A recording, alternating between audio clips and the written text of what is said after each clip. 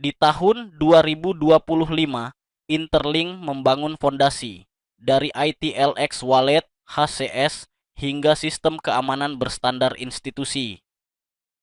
Kini, Interlink Labs mempersembahkan era berikutnya 2026. Acara langsung global dari Newport Beach, California, disiarkan di YouTube resmi Interlink Labs. Bersama Kenneth A. Timmering, CEO Interlink Labs USA, dunia diajak melihat ke depan menuju 2026. Ekspansi ke 10.000 titik pembayaran, peluncuran Interlink Layer 1, dan lebih dari 100 perusahaan yang menjadikan Interlink Token sebagai aset perbendaharaan.